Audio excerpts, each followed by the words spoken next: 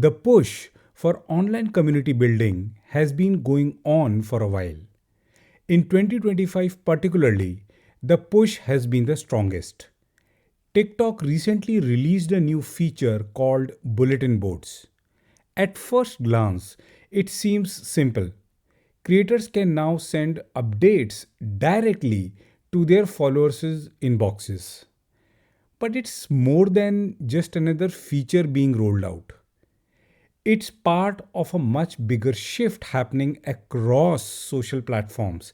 And it tells us something important about where digital communities are headed.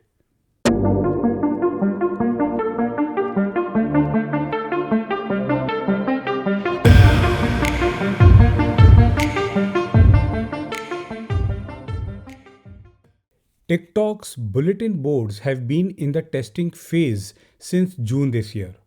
The feature is available to creators who are at least 18 years old and have 50,000 or more followers.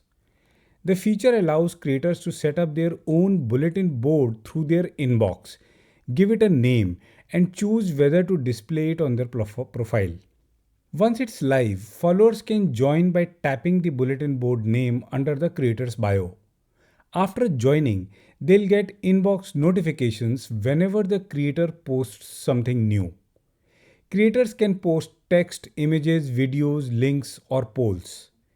Each bulletin board supports up to 20 posts per day, with each post capped at 1000 characters.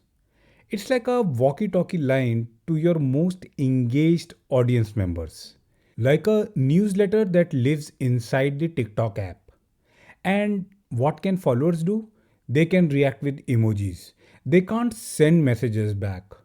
It's one way communication only. But they can respond with those emoji reactions to let you know how they feel about what you have shared. It's interesting, but what makes this feature so special? Let's imagine you are a music creator. You're working on a new track. With bulletin boards, you can share a teaser clip to your most interested followers before anyone else listens to it. You can post a real time update about when it drops. You can share behind the scenes moments from the studio. Your fans get something exclusive. They feel like they're part of the inner circle. And you get direct access to your most engaged audience without worrying about whether the algo is going to show your post or not. This approach of one to many messaging might sound a bit old school, and it probably is. But it tells you something about how platforms are thinking about engagement right now. They're not trying to replace the feed, they're building alongside it. They're creating alternative channels where the relationship between creator and follower can exist outside the traditional dynamics of the algorithm. Interesting, right? If you are the early internet kid, then this might even echo those days to you. In the 90s or 2000s, way before social media existed, people would gather on these digital bulletin boards, these forums, to share information, post updates, connect with others who shared their interests. Then Facebook came along with the wall feature. Remember that?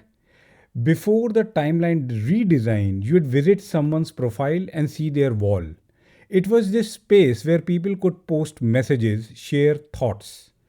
It was this public yet personal way of communicating online. We gradually moved away from that model as social media evolved. Everything became feeds, algos, and endless scrolling. But now, we are seeing this return to a more direct, intentional communication.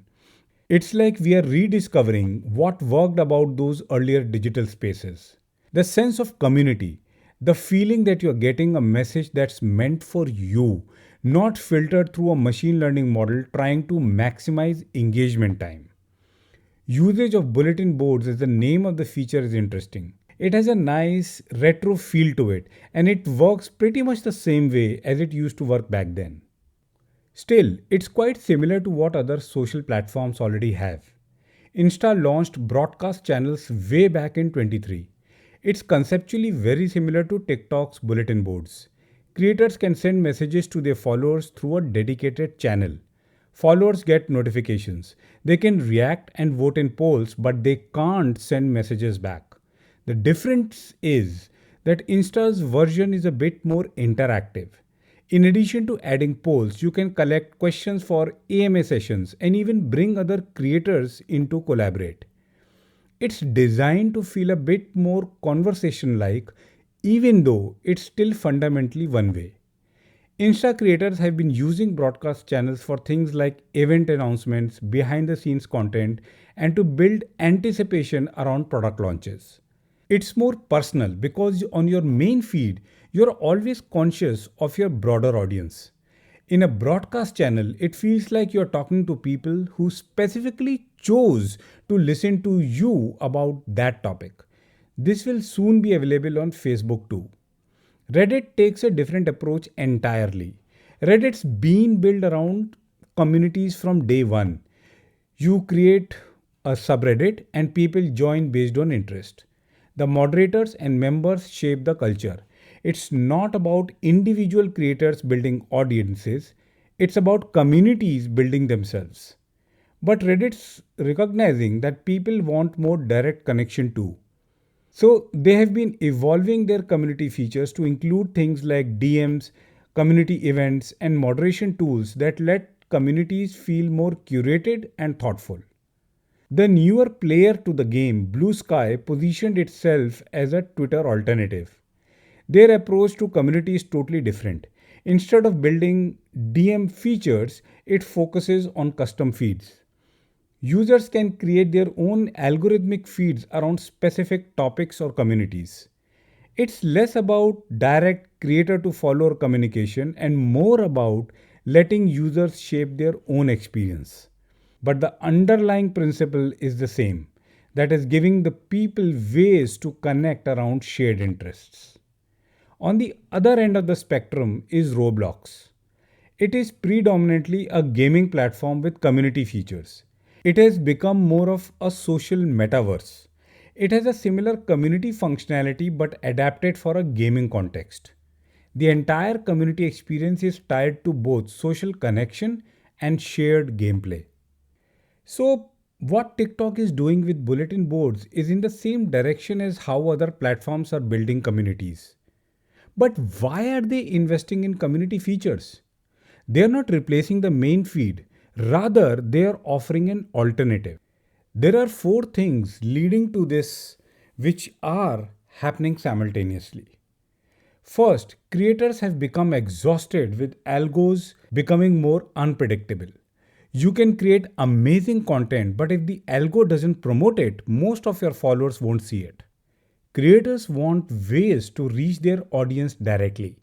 Features like bulletin boards and broadcast channels give them that. Second, followers are experiencing social media fatigue, doom scrolling through feeds, consuming content from people they don't actually care about. Accounts with huge following they never asked to see. Ads, recommendations, algorithmic suggestions. It's all very overwhelming. What was once meant to help you stay connected to friends and people you care about has become an endless stream of content. So, joining a creator's bulletin board offers a space that's not cluttered and feels like a relief. It feels intimate. Then there's the monetization angle. For creators, particularly smaller creators, audiences are their most valuable asset.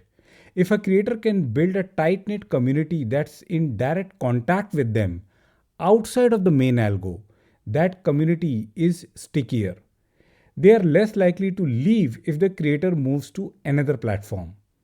They are more likely to support that creator financially. This ties into micro communities, which means that creators are realizing they don't need millions of followers anymore. They need a smaller number of very engaged followers. And a bulletin board is a tool for building exactly that. Fourth, and this is important for brands, there's a shift happening in how platforms think about their relationship with advertisers and business users.